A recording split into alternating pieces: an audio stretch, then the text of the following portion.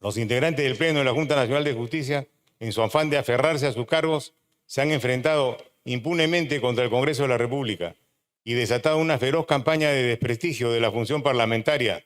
En su afán por defenderse de su inconstitucional proceder, los miembros de la Junta Nacional de Justicia han incurrido en una retahíla de actos dilatorios, argumentos deliberadamente construidos para lograr una lectura retorcida de la Constitución y asimismo hemos asistido a premeditados actos de abuso de poder. Así fundamentó el congresista Jorge Montoya su denuncia constitucional contra los miembros de la Junta Nacional de Justicia en el Pleno del Congreso para poder inhabilitarlos por 10 años de la función pública.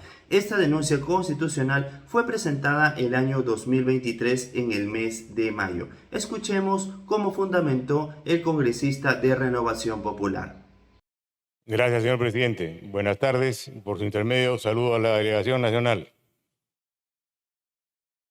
Luego de un largo procedimiento ante la Subcomisión de Acusaciones Constitucionales, la denuncia constitucional 373 por fin llega a la etapa culminante de su trámite, donde se somete a consideración de este Pleno para su decisión final.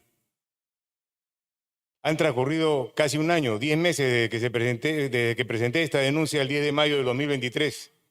Que quede claro que no ha sido hecho bajo las circunstancias actuales, sino del mayo del 2023. Que quede claro que no hay ninguna persecución política. Hemos esperado el trámite correspondiente de acuerdo a los procedimientos que seguimos. Independiente de la acusación que tenemos, existen otras acusaciones que están en marcha también sobre la Junta Nacional de Justicia. La indebida injerencia en la independencia de poderes al emitir el pronunciamiento de fecha 23 de mayo del 2023. Otra es el incumplimiento de su deber constitucional y su propia ley orgánica de presentar un informe anual al Pleno del Congreso. Y la otra, el conflicto de interés al no haberse excusado en el contexto del procedimiento disciplinario de la suspendida fiscal de la Nación. O sea, no solamente son esas denuncias, sino existen otras muchas más que están en camino. Deberíamos mejorar estos tiempos que toma el hacer estas investigaciones para que la situación se vea en el momento que se presenta y no en un tiempo tan largo que la gente se olvida de qué pasó.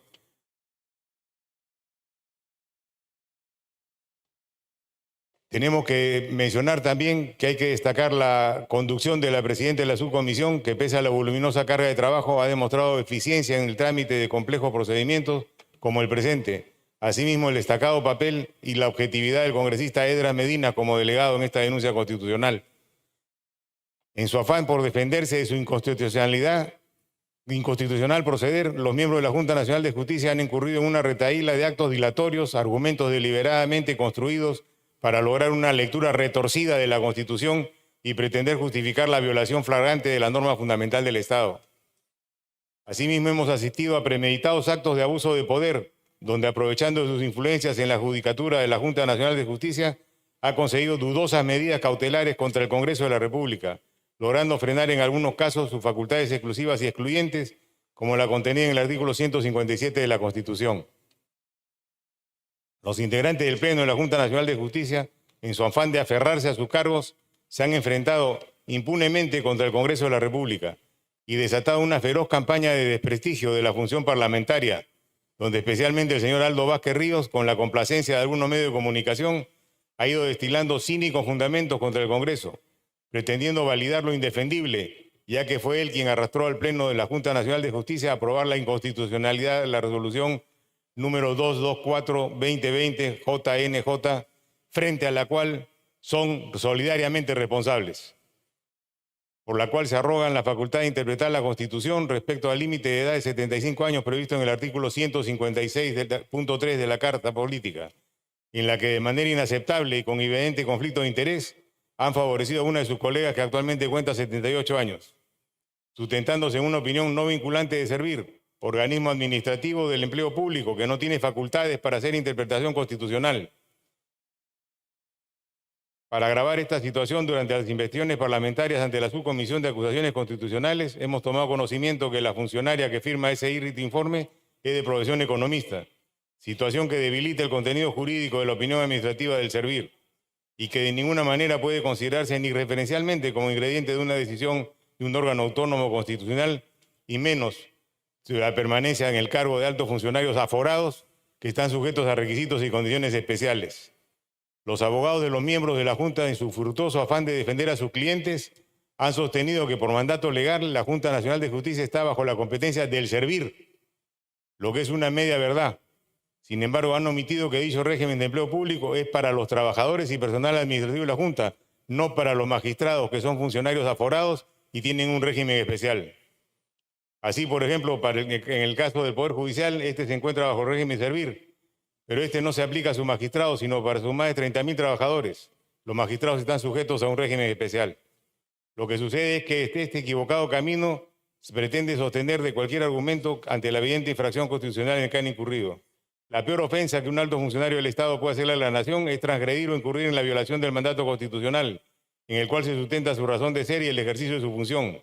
Es obligación del Congreso de la República, establecida en el artículo 102.2 de la Carta Política, velar por el respeto de la Constitución y las leyes y disponer lo conveniente para hacerlas efectivas.